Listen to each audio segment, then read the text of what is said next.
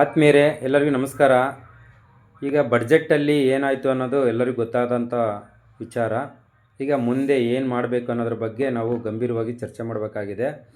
ಈಗ ಇದುವರೆಗೂ ಕೆಲವರು ಸಪೋರ್ಟ್ ಮಾಡ್ತೀವಿ, ಹೋರಾಟ ಮಾಡೋಣ, ಮುಂದುವರಿರಿ, ಹಾಗೆ ಹೀಗೆ ಅಂತ ಹೇಳ್ತಾ ಇದ್ರು.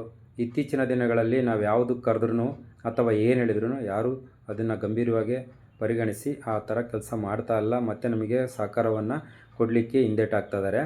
ಕಾರಣ ಏನು ಅಂದರೆ ಬಡ್ಜೆಟಲ್ಲಿ ಘೋಷಣೆ ಆಗುತ್ತೆ ಹಾಗೆ ಹೀಗೆ ಅಂತಂದೇಳಿ ವೆಯ್ಟ್ ಮಾಡ್ತಾಯಿದ್ರು. ಈಗ ಬಡ್ಜೆಟಲ್ಲಿ ಕಂಪ್ಲೀಟ್ ಏನೂ ಇಲ್ಲ ಅನ್ನೋದು ಗೊತ್ತಾಯಿತು.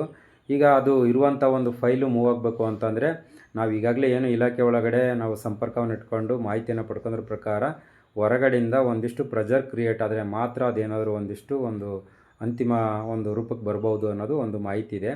ಹಾಗಾಗಿ ಈಗ ನಾವು ಮಂಡ್ಯದಲ್ಲಿರುವಂಥ ನಮ್ಮ ಮಹಿಳಾ ಅತಿಥಿ ಉಪನ್ಯಾಸಕರಿಯಾದಂಥ ವರಲಕ್ಷ್ಮಿ ಮೇಡಮ್ ಅವರವರು ರಾತ್ರಿ ಒಂದು ಚರ್ಚೆಯನ್ನು ಮಾಡಿದ್ವಿ.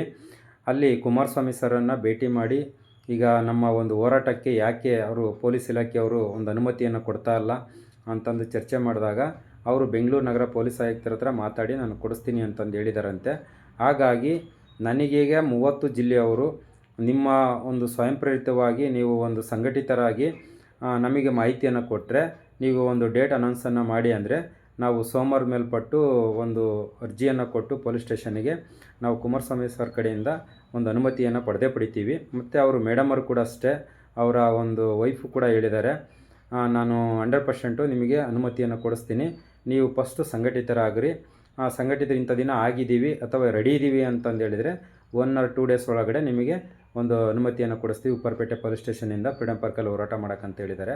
ಹಾಗಾಗಿ ನಿಮ್ಮಗಳ ಎಲ್ಲರೂ ಸೇರಿ ತಮ್ಮ ಜಿಲ್ಲೆಯಲ್ಲಿ ಈಗ ಏನು ಒಂದು ಹೋರಾಟಕ್ಕೆ ಬರ್ತೀವಿ, ಎಲ್ಲ ಸಂಘಟಿತರಾಗಿದ್ದೀವಿ ಅನ್ನೋ ಒಂದು ಮಾಹಿತಿಯನ್ನು ನನಗೆ 1-2 ದಿನಗಳಲ್ಲಿ ಕೊಟ್ಟರೆ ಆ ಜವಾಬ್ದಾರಿಯನ್ನು ತಮ್ಮ ಜಿಲ್ಲೆಯವರ ಒಂದು ಜವಾಬ್ದಾರಿಯನ್ನು ಹೆಸರು ಮತ್ತು ಮೊಬೈಲ್ ನಂಬರೆಲ್ಲ ಕೊಟ್ಟು ನಮಗೆ ಒಂದು ಮಾಹಿತಿಯನ್ನು ಕೊಟ್ಟರೆ ನಾವು ಆ ಮಾಹಿತಿಯನ್ನು ನಾವು ಅವ್ರ ಕುಮಾರಸ್ವಾಮಿ ಸರ್ ಅವ್ರ ಕಡೆ ಕೊಡ್ತೀವಿ.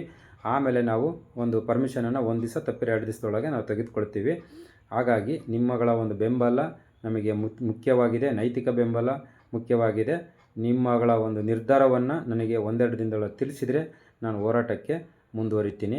ಆಮೇಲೆ ಈ ಸಲ ಅಂತೂ 100ಕ್ಕೆ 100% ವರಲಕ್ಷ್ಮಿ ಮೇಡಮರ ಕಡೆಯಿಂದ ನಮಗೆ ಪೊಲೀಸ್ ಪರ್ಮಿಷನ್ನು ಸಿಗುತ್ತೆ. ಈಗಾಗಲೇ ನಾನು ಫೋಟೋಗಳನ್ನು ಹಂಚ್ಕೊಳ್ತೀನಿ. ಕುಮಾರಸ್ವಾಮಿ ಸರ್ ಹತ್ರ ನಿನ್ನೆ ಮಾತಾಡಿಬಿಟ್ಟಿರೋಂಥದ್ದು ಕೆಲವೊಂದು ಫೋಟೋಸ್ ಎಲ್ಲ ನನಗೆ ಕಳಿಸಿದ್ದಾರೆ. ಹೀಗಾಗಿ ನಾನು ಈ ಹೋರಾಟವನ್ನು ಮುಂದುವರಿಬೇಕು ಅಂದರೆ ಅಥವಾ ಹೋರಾಟವನ್ನು ಮಾಡಬೇಕು ಅಂತಂದರೆ ನಿಮ್ಮಗಳ ಒಂದು ಸಂಪೂರ್ಣ ಬೆಂಬಲ ನಮಗೆ ಬೇಕಾಗಿದೆ. ಹಾಗಾಗಿ ನೀವು ಇವತ್ತು ಮತ್ತು ನಾಳೆ ಒಳಗಡೆ ನಿಮ್ಮ ಒಂದು ಜಿಲ್ಲೆಯ ಒಂದು ಮುಖಂಡತ್ವವನ್ನು ವಹಿಸ್ಕೊಂಡಂಥವರು ಮತ್ತು ನೀವು ಯಾವ ರೀತಿ ಸಂಘಟನೆ ಆಗಿದ್ದೀರಿ ಅನ್ನೋದ್ರ ಬಗ್ಗೆ ನನಗೆ ಮಾಹಿತಿಯನ್ನು ಕಳಿಸಿದರೆ ಅಥವಾ ನೀಡಿದರೆ ನಾವು ಮುಂದುವರಿತೀವಿ. ಥ್ಯಾಂಕ್ ಯು ಎಲ್ಲರಿಗೂ.